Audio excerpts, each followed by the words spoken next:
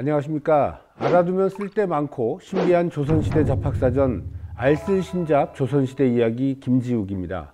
오늘도 조수빈 씨 나오셨습니다. 안녕하세요. 안녕하십니까. 오늘부터는 어떤 조선시대 이야기를 해주실지 기대가 됩니다. 이번엔 조선시대 무관들 얘기를 해보려고 합니다.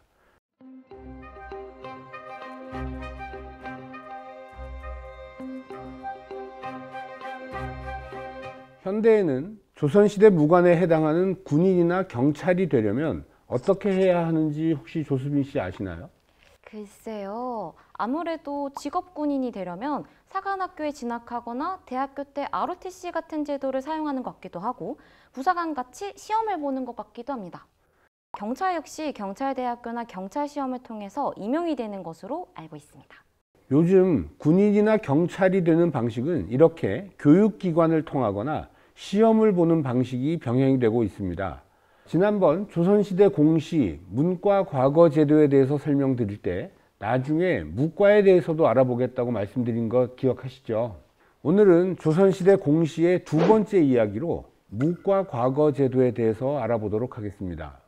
무과와 관련해서는 현대에는 공시라고는 하지만 공시를 통해 즉시 무관이 되는 것은 아니고 4년간의 교육을 거치거나 시험으로 선발된 이후에도 일정 기간의 교육을 거쳐서 임용이 되니까 조선시대 때 무과과거와는 조금 다를 것 같은데요.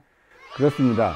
요즘은 조선시대처럼 무관을 뽑는 경우는 없다고 봐야 되겠죠. 문과 과거 제도를 설명할 때 무과에 대한 언급이 조금씩 있긴 했지만 처음부터 다시 설명을 하도록 하겠습니다. 무과가 조선시대 때 성립되었다는 것은 기억은 하고 계신가요? 네, 무과가 조선시대 때 시작되었다는 내용은 기억하고 있습니다. 고려시대에는 문과만 과거 시험이었고 조선을 건국한 태조의 즉위교서에서 문무과, 양과를 균형적으로 운영하고자 하였습니다. 물론 고려시대에 무과가 전혀 시행되지 않았다고는 할 수는 없습니다.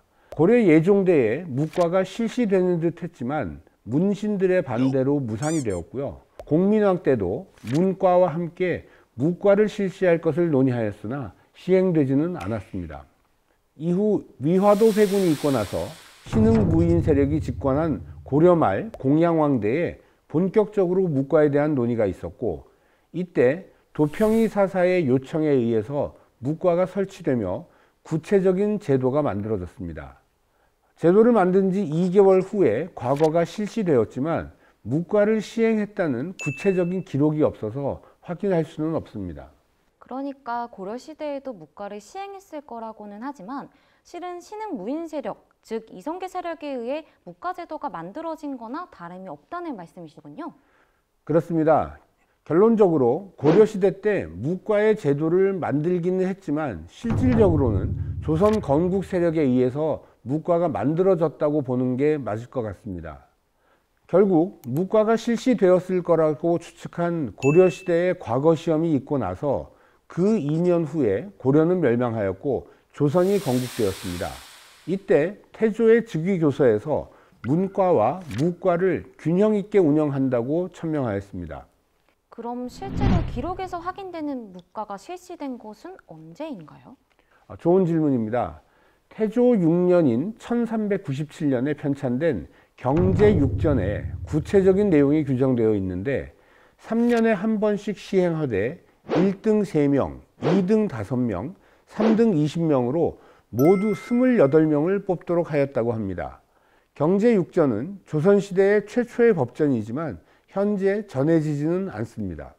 이렇게 성문화되었지만 식년, 즉 자, 묘, 오, 유년이 되어야 과거를 실시할 수 있었습니다.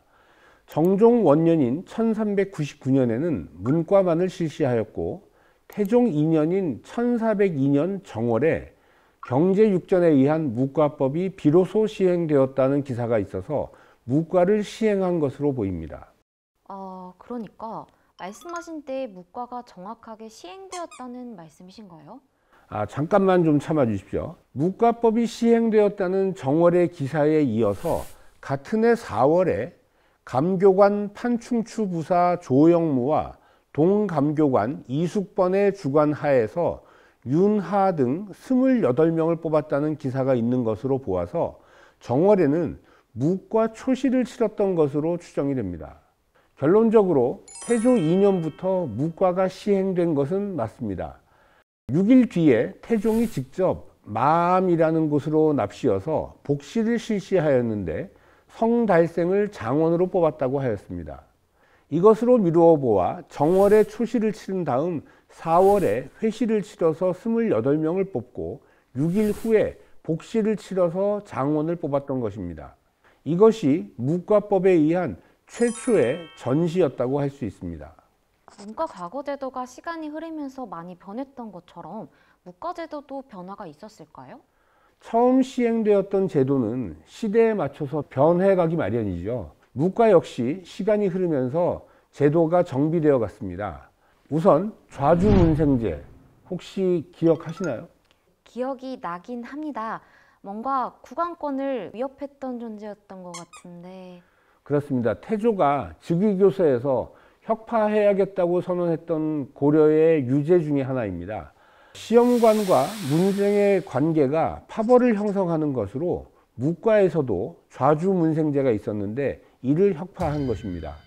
즉 훈련관이 담당하던 묵과 업무를 병조에서 관리하도록 하여서 병조 주관 하에 훈련관이 동참하도록 바꾸고 묵과 축수제와 병조 축수제를 혁파하여 무신들끼리 파벌을 만들 수 있는 소지를 제거하였습니다.